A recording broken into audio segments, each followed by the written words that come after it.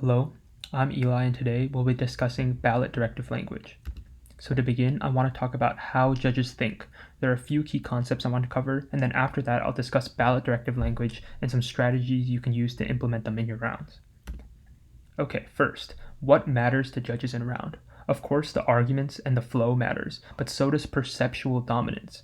While this is definitely true for lay judges, even flow judges will care about how confident, likable, and knowledgeable you seem. The next big thing to know is that no judge is perfect. Even flow judges definitely do not catch everything you say, and they do not understand every argument read in a round. Every time you think that you got judge screwed by a supposedly tech judge, it was probably because you assumed that because the judge was flow, they had the same level of understanding as you. If you really think about that, it's kind of absurd. You spend weeks, maybe even months, preparing your arguments and strategy, and you've probably debated rounds with using those arguments. The judge, on the other hand, has probably never prepped the topic, never heard of your arguments, and maybe hasn't even judged a round on that topic before. There's a clear gap of topic and strategy knowledge between you and the judge, so what you think is important might not be obvious to the judge. So, what do you do about this? Ballot directive language is the solution.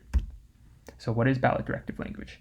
Well, the basic answer is that it's language that tells the judge something about how they should view the round.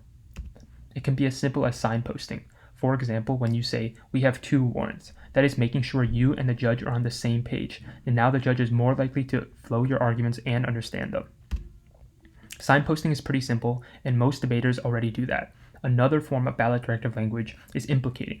For example, in rebuttal, when you read a response and follow it up by saying, "and this takes out their argument because blah blah blah blah blah," you are once again bridging the gap of understanding between you and the judge. You have prepped your responses and know them well, but your judge, who is unfamiliar with the topic, will benefit from that extra explanation.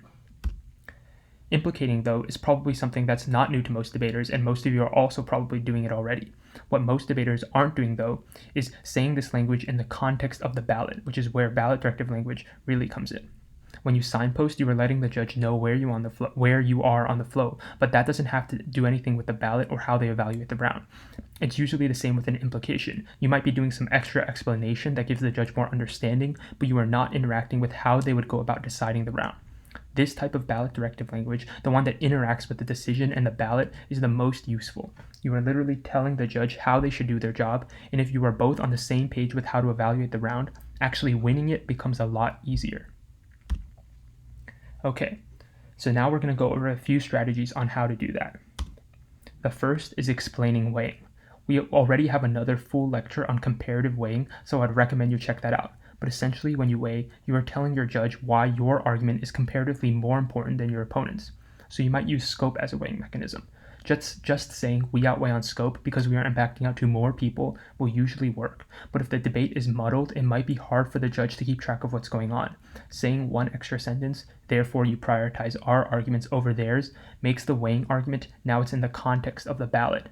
Now the judge knows when voting for arguments, yours should come first.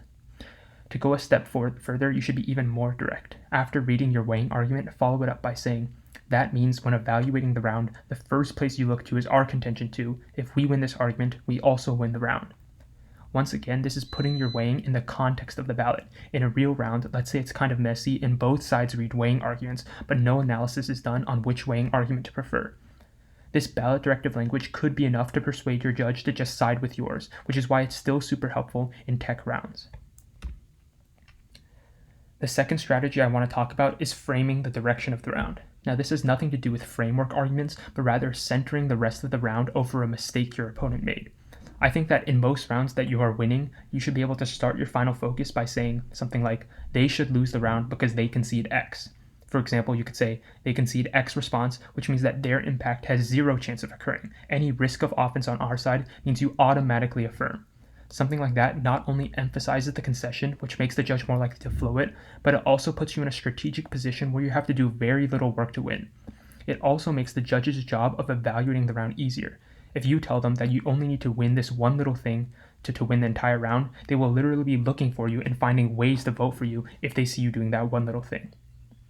The third example on this page is also really useful. So in a debate, if you win offense and you win weighing on that offense, you should probably win the round. Adding an extra sentence explaining that the judge doesn't need to evaluate the other team's offense gives them a clear ballot story. they can easily write in their RFD, oh, I voted AF because they win their contention too, and since they also win the weighing, I didn't even need to resolve the clash on the neg side. Basically, if you think you should win the round because of some concession your opponents make, put it into words and tell the judge directly. The third strategy is emphasis. This is conceptually the easiest, but not enough people do it in practice. Emphasis is just highlighting something. For example, you can use it to highlight any concessions. You could say, they drop our weighing, so you know it's 100% true. That's pretty basic, but I think emphasis is best used for when you're making an important response or frontline.